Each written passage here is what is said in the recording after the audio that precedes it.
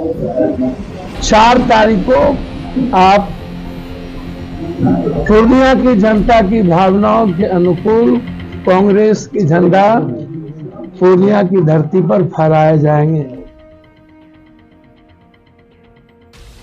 ने कहा कि 2 को आप करिए, तो वो प्रस्तावित तो है ही, उसमें क्या बात। पप्पू यादव के कांग्रेस में शामिल होने के 10 दिन के अंदर ही कांग्रेस से निकालने की तैयारी शुरू हो गई है। एक तरफ जहां पप्पू यादव पूर्णिया सीट पर कांग्रेस का झंडा फहराने और राहुल गांधी को पीएम बनाने का नारा बुलंद कर रहे हैं, तो दूसरी तरफ पार्टी के भीतर उनके खिलाफ कार्रवाई की रणनीति बन रही है। पप्पू यादव की तरफ से शनिवार की सुबह घोषणा की गई कि वे 2 अप्रैल को पूर्णिया में अपना नॉमिनेशन करेंगे। इसके तुरंत बाद कांग्रेस के भीतर से उनके खिलाफ करी कार्रवाई की बात सामने आने लगी है। कांग्रेस के प्रदेश प्रवक्ता राजेश राठौर ने कहा, महागठबंधन की सीट शेयरिंग में कांग्रेस के कोटे में जो 9 सीटें आई हैं, पार्टी का अधिकृत उम्मीदवार वही होगा। बाकी सीटों पर गठबंधन के सहयोगी दलों से अधिकृत उम्मीदवार चुनाव लड़ेंगे। राजेश राठौर ने कहा कि इसके अलावा किसी भी सीट पर अगर महागठबंधन के किसी दल का कोई और कैंडिडेट नॉमिनेशन करता है तो वे पार्टी के सदस्य नहीं माना जाएगा। वहीं फ्रेंडली फाइट के सवाल पर उन्होंने कहा कि कहीं पर कोई फ्रेंडली फाइट नहीं होगी, गठबंधन के तहत चुनाव होगा। कांग्रेस प्रवक्ता के बयान पर फिलहाल पप्पू यादव कोई बयान देने से मना कर दिया है। पप्पू यादव कैंडिडेट घोषणा का इंतजार कर रहे हैं।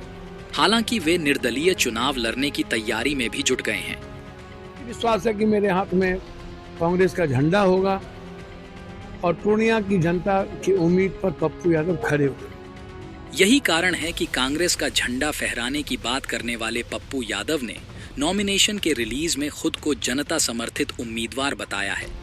पप्पू यादव ने कहा था कि उन्हें मधेपुरा और सुपौल लोकसभा सीट से चुनाव लड़ने का ऑफर दिया गया, लेकिन पप्पू यादव ने स्पष्ट कर दिया था, चुनाव पूर्णिया से ही लड़ेंगे, नहीं तो राजनीति छोड़ दूंगा। फिर कह रहा हूं कि हमने और पूर्णिया की जनता की भावनाओं को अपने आदरणीय नेता राहुल गांधी जी, प्रियंका गांधी जी तक हमने पहुंचा दिए और मुझे भरोसा ही नहीं, उम्मीद है कि उनका पूरा आशीर्वाद स्नेह हमारे साथ भी पूर्णिया की जनता के साथ मिलेगा। हमें यह भी विश्वास है कि मेरे हाथ में कांग्रेस का झंडा होगा और पूर्णिया की जनता की उम्मीद पर पप्पू यादव खड़े उतरे। 2 तारीख को नामांकन आप कर रहे हैं, प्रस्तावित है। जनता ने कहा कि 2 को आप करिए, तो वो प्रस्तावित तो है ही, उसमें क्या बहस।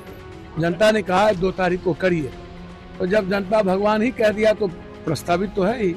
गठबंधन में दरार नहीं आएगी जाने से। मेरा आशीर्वाद तो है ही ना। 2 भाई तो एक साथ लड़ता ही है, अलग अलग विचारधारा से तो रहते ही हैं। डी राजा जी चुनाव लड़ने, अगले बार सीवान में चुनाव लड़े थे, गठबंधन धर्म तब कहाँ टूटा था।